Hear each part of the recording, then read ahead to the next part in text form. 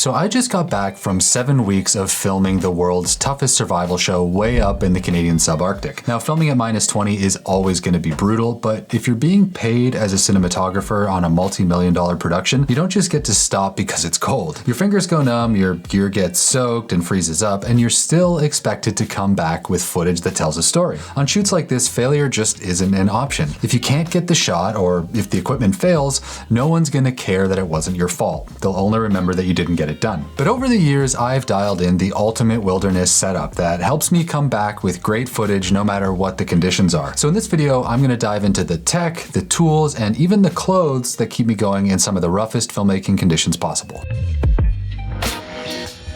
Okay, so I'll give you a little background here. Like I just said, I came back from nearly 50 days of filming one of the most hardcore survival shows in the world. Now, for legal reasons, I can't say which one, but if you've seen enough of my other videos, you can probably figure it out. All you need to know though is that this show pushes the boundaries of wilderness TV to the limit, and as a DP, it's my job to capture that. Sorry to be vague, I'm sure it's frustrating, but NDAs are a real thing in the industry, and I'm not gonna burn myself. Now, this particular show isn't mainly verite like a lot of the stuff I normally work on. Actually, my main job was to shoot as much B-roll as possible. So think landscapes or wildlife or time lapses, macro, anything that sets up the environment for the people watching. Now, that's a pretty unusual gig, I'll admit. I feel pretty lucky to be paid just to shoot B-roll for a month and a half, but it also means dealing with some pretty extreme conditions. There are no days off for weather on a show like that, and whatever's happening outside is exactly what I need to be filming. So like if there's a blizzard, I'm shooting it. Freezing rain, we need that too. Plus, there are no roads in and out of location, so anything I bring has to fit into backpacks so I can then cram it into a helicopter or on a boat. That means gear that's versatile, packable, and that can stand up to a decent amount of abuse because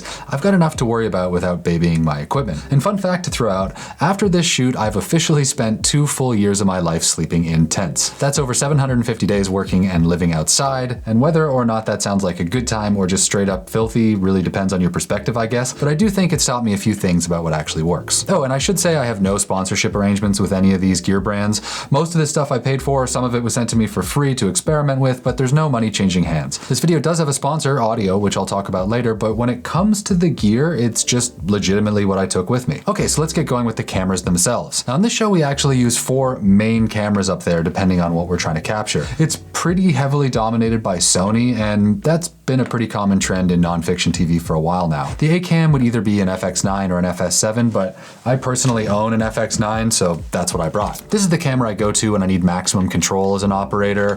It's pretty old, so I won't say much about it other than it's been an incredible workhorse for me. It's relatively light and it handles the weather than any camera at this price point really should. The form factor is perfect for either shoulder mounted or tripod work, and it has all the professional ports and inputs I need for multicam work. I was actually really bummed to hear that Sony discontinued this one, so hopefully there's going to be an FX8 or FX10 or something coming soon. And then next up is the camera that I actually ended up shooting with the most on this season, the FX3 that I'm using to film this video. I think most people know the deal already, but just in case, it's just a very high-end mirrorless camera that's video focused. It does take photos too, but all the buttons and the layout are all oriented towards high-end video work. The reason it got so much use out of it comes down to just how versatile and how many roles it can play in such a small package. It was my slider cam, my gimbal cam, my macro cam, and also my go-to choice whenever I needed autofocus, which I normally don't use all that much, but out there trying to follow an eagle or something, autofocus is your friend. It just works so well, and the touchscreen makes it dead simple to use when you're rushing to get a shot. It's definitely got its shortcomings, and if I had to film any sort of verite scene, I'd pretty much always prefer a bigger cam like the FX9 or a Burano maybe,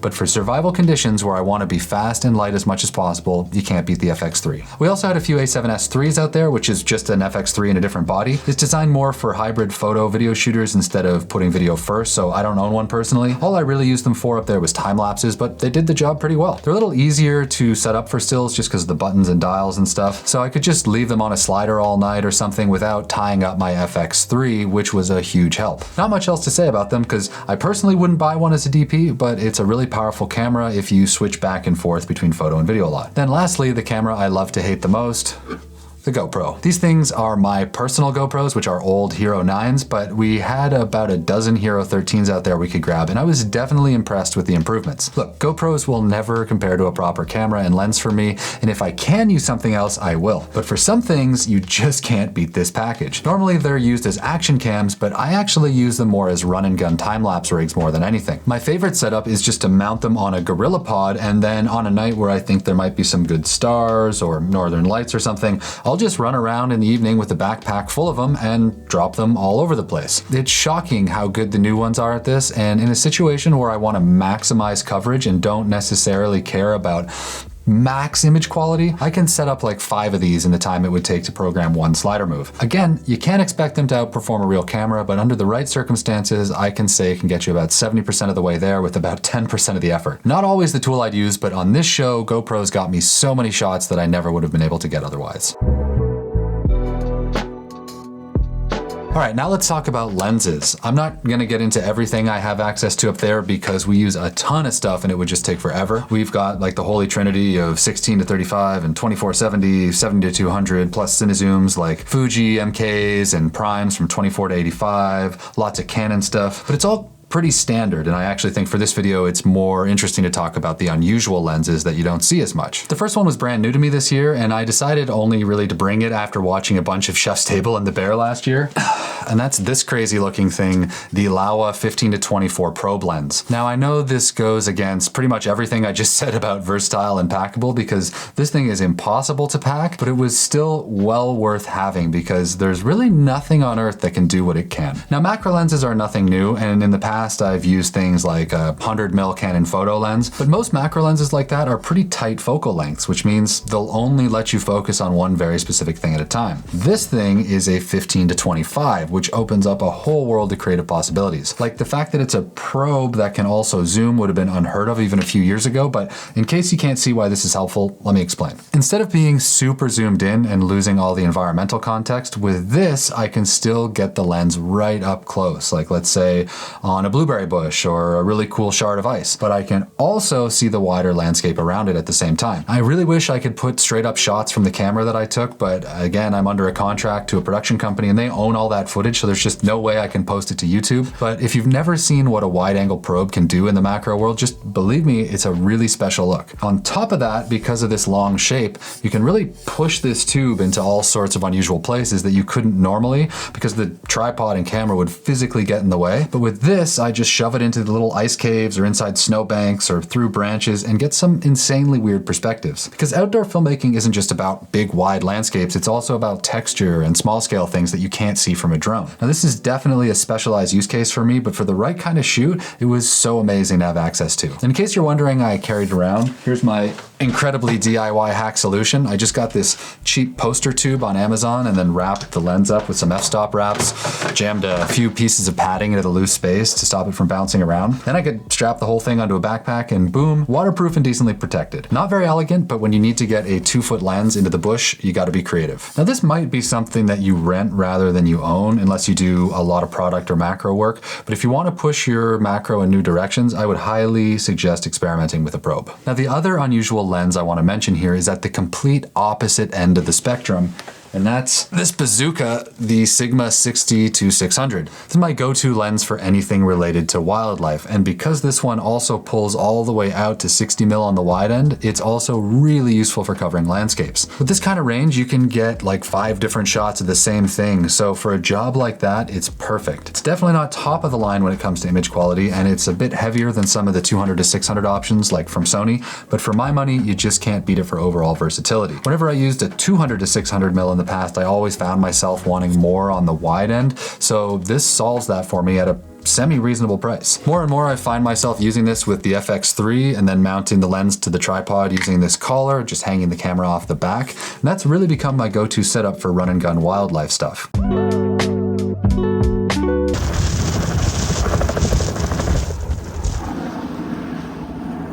Now when it comes to tripods, I'm not going to spend too much time here because most people find tripods boring, but also because longtime viewers might already know what's coming. Don't tell me anymore because I know where this is going. My main tripod is the Sackler Flowtech, which I've had for years and still takes everything I can throw at it. Don't think anything is going to change there soon because it's just the best tripod I've ever used for my needs. I did try one new thing that's kind of fun though, and I actually brought out the internet's favorite YouTube tripod, the Small Rig Potato Jet SE. If I'm being totally honest, I almost did it as kind of a cruel joke because I know there's been some concerns in the past with it not working if it gets too dirty. And since I couldn't think of a worse possible environment to test out camera gear, I thought this would be an ideal time to try it. If you don't know, the SE is the slightly cheaper, slightly smaller version of the Tribex line designed by the YouTuber Potato Jet. And the main thing is just that all the legs adjust and can go up and down with a single squeeze of the handle. It's pretty slick and it works amazingly well out of the box. Out there though, it was a bit of a different story. At first it worked great, but after about a month of being jammed in river mud and getting covered in ice,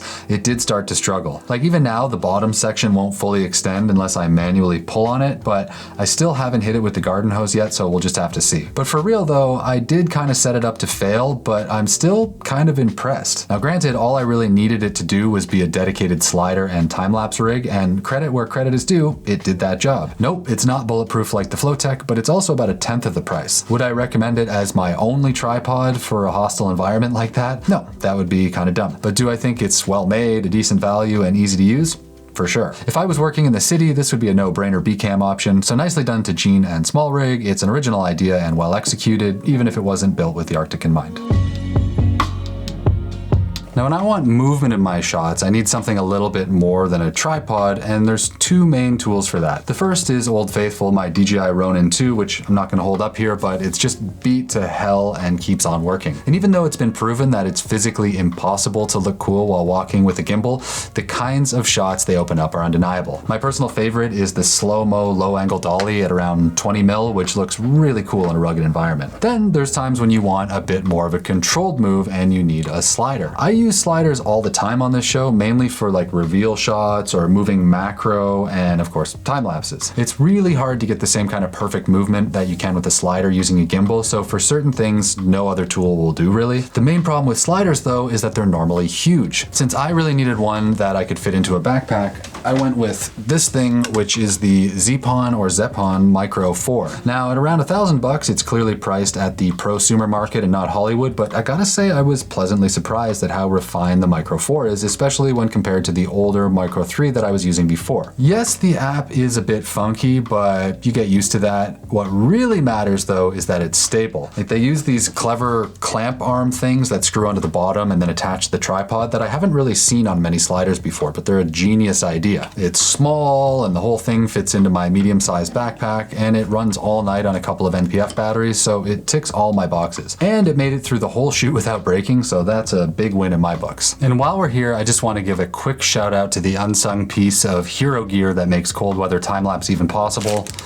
The mighty hand warmer. Now, obviously they're meant to keep your fingers warm, but I use them a little bit differently because when you leave cameras outside for a long time in the cold, like overnight, it doesn't take long for the whole thing to get totally covered in frost. The lens is usually the first thing to frost up, which obviously wrecks the shot, so the very first thing I'll do when the temperature drops is start taping a hand warmer to the lens. If it's really cold, the next problem is that the battery will shut down, so even if you run it through an external battery bank, you're not gonna shoot through the night most of the time. So if we're expecting a really cold, clear night, which seems to be when the best stars and northern lights come out, I'll also tape one to the body near the battery. Then I plug the whole thing into an anchor battery and let it run all night. It's a great hack that will save your ass in the cold. Speaking of which, battery banks in general should make this list because I use them all the time in the bush. Mainly I use them to keep cameras running overnight for time lapses, like I said, and if you plug one of these into a GoPro set to night lapse mode, you can leave them running for 3 days or 4 days and capture some really incredible day to night cycles. Like every time the forecast looks good, it's so easy to drop a bunch of those Gorilla Pods around like I was talking about, hook them up to a battery and come back 3 days later to see what you got. Some of my favorite time lapses have come from those cam drops, and external batteries make it all possible. Plus in a pinch you can charge up a drone or a dead camera, so it's just a no-brainer. And speaking of no-brainers, this is a perfect time to shout out today's sponsor, Audio.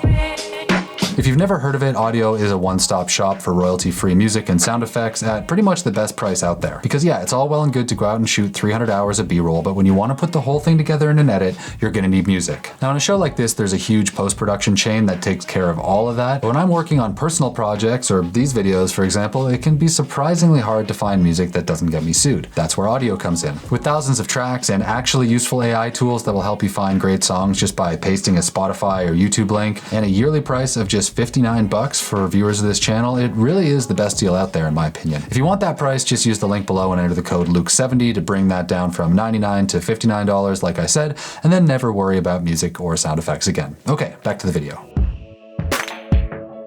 Now you might have noticed there's one piece of gear I haven't mentioned yet, and that's drones. Now I don't love drones all the time. I think they're super useful, but also kind of annoying, but there's just no way to operate in an environment like that without them. So much of the perspective and scale of nature is hidden until you see it from the air, and there's really no other way to do that without spending an insane amount of money on heli time and jet fuel. Now there's really only one company to look at, and we all know it's DJI. If you're into FPV or racing stuff, that might be different, but for pretty much any normal person who wants a flying camera, DJI is the only game in town. I sort of hate that, but it's undeniable that they're the best at what they do. I personally own this Air 3, which is quite a few years old and by no means the best available. Some of the other ops up there had the Mavic Pro 4, which was incredible looking and a noticeable step up in image quality, but to me the $5,000 price tag isn't worth it for something I'm putting in such high risk situations. If I was more of a drone specialist outside this show, it might be different, but I think the Air 3 is more than good enough for me right now, and I feel so much less stressed when I'm flying it like 10 kilometers away over a mountain range, knowing that it's not the biggest deal if I lose it. Plus it's small enough to fit into my camera backpack, which means unlike the bigger Inspire drones or whatever, I always have it with me. And if you care about the backpacks, I really only use one brand, which is f-stop. I've been using their stuff for pretty much my entire video career, and I have no plans to stop. I have a few sizes, from really small ones that I used to carry on planes all the way up to the massive 80-liter Shin, but the one I use the most is probably the 50-liter Talopa. I'll have the tilapia. For me, a camera bag needs to be burly enough not to tear apart, it needs to be weather resistant to everything but like a hardcore rainstorm, and comfortable enough to carry through a heavy uphill hike. F-stop does all that for me. I've also heard good things about the Shimoda bags, but for me it's kind of an aesthetic choice. I like the way the f-stop looks way more than the rubberized techie sort of vibes of the Shimoda, but that's totally personal. I also don't really like roll top bags, and I'd much rather have a big top pocket, but you might disagree. Either way, don't skimp on a backpack or you'll hate your life out there. Okay, so that's far from all the gear I use out there, but those are the interesting bits that make it all possible. Now let's shift a little bit and take a look at what goes into dressing yourself to spend long periods of time outside in unpredictable weather, because on this show I get hit by pretty much every weather condition you could imagine. Rain is probably the worst, but snow and sun also have their own challenges, and you want clothes that can deal with it all. Now if you're an experienced hiker already, you might already have a great system, but there are a few key things that are filmmaking specific that I want to shout out as well. I'll start with my absolute favorite thing here, because for me the hardest thing is keeping my hands warm while still keeping enough dexterity to actually operate the camera. And since I found these gloves from the Heat company, things have been so much better, because I really do think these are the greatest camera operator slash photographer gloves in the world. I've talked about them before, but I think they were originally designed for the German army, so they should be able to handle the TV industry. They're basically like super high-end versions of those fingerless style mittens we've all seen before as kids, except they perform way better. These ones are the soft shell versions,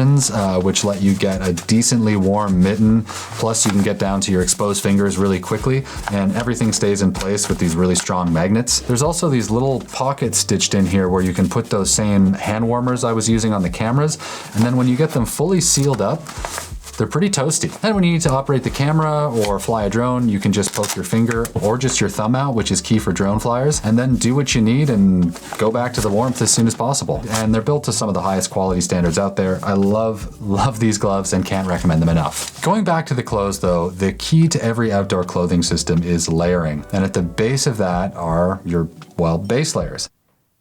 That's usually long johns and a long sleeve t-shirt, though I usually put a t-shirt over that to stop my backpack straps from destroying the shoulders of my shirts too much. There's a million brands out there, but the only non-negotiable for me is that they're merino wool. Wool stays warm when it's wet, but the biggest thing when you're working day after day in the bush is that it doesn't stink. Or maybe I should say it takes them a lot longer to get stinky. It might not be a surprise, but I do laundry way less in a bush camp, and no one wants to be around the smelly dude. Cotton is terrible if it gets wet, and synthetic stuff smells horrific after just a few hours of sweat sweating, so for me, it's merino all the way. I've also heard that mesh shirts are all the rage now for serious outdoor people, and that's apparently warmer than merino, but I can't really sit down to dinner with a big crew with my nipples sticking out, so I'll leave that to the thru hikers for now. On the bottoms, I really only wear one kind of pants out there, and those are Fjallravens, aka cameraman pants, or camera person. I don't know if it's just Canada or what, but these things are like the official pants of every camera team I've met working outdoors up here. It's easy to see why though, because for the whole 7 weeks, I just wore this one pair of pants. They stretch in all the right places, they're super tough in the other places so they don't get ripped up walking through the bush, and they have air vents if you start to overheat. They're also ridiculously expensive, but I've worn mine for probably 250 total days of like hardcore punishment,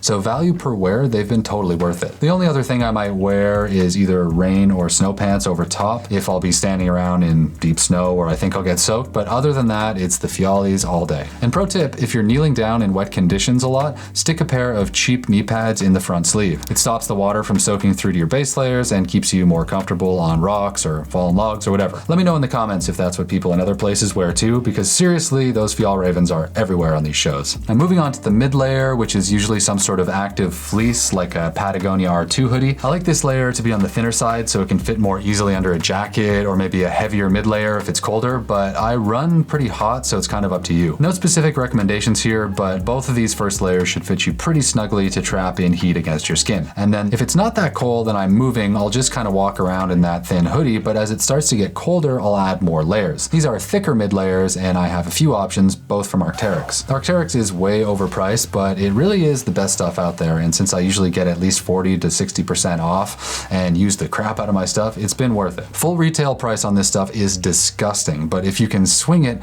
they make stuff that will last you forever if you maintain it. One of my favorites is the Atom LT hoodie for when it's cold but not really windy, and then there's a thicker down one that's good to about freezing. I can also put one over the other, which I'll do if it's really cold. Neither of those layers are great in high winds or heavy rain though, so on top of that, I'll put some sort of shell. Again, it's mainly Arc'teryx here, like this poncho style shell I'll use down to freezing or even a little bit colder if I'm moving around a lot. I really like the anorak pullover style because the kangaroo pockets in the front are amazing for shoving batteries and stuff into, but it is a bit more annoying to take on and off. If I'm not moving too much or if it's in the minus degrees, then I'll upgrade to the insulated version. Pretty much the same thing, just with a couple inches of down sewn in and a front zipper instead of a pullover. That one is the Fission SV model, and it's about 5 years old, so I don't actually know if they still make it, but it's designed to be super water resistant and also insulated. Both incredible jackets and both with an equally insane price tag, but if you can cozy up to someone with a pro deal discount and you spend a lot of time in extreme conditions,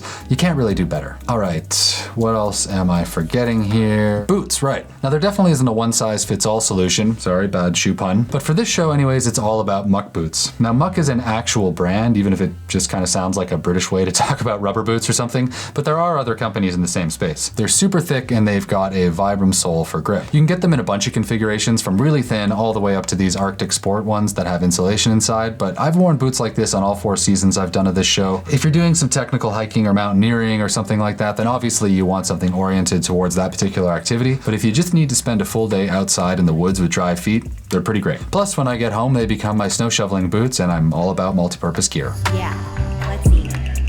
All right, I feel like there's so much more I could get into, and we could get really nerdy with headlights and multi-tools and all that good stuff, but it seems like this video is already pretty long, so I think I'll wrap it up here. But if you'd be interested in a more EDC focused video, let me know in the comments. So yeah, filming shows like this isn't for everyone, but I personally love it. And over the years, I figured out what works and what doesn't, at least for me. So hopefully this video helps you if you're into that kind of work. And if you've got any tools that you love that I didn't mention, drop them below. See ya.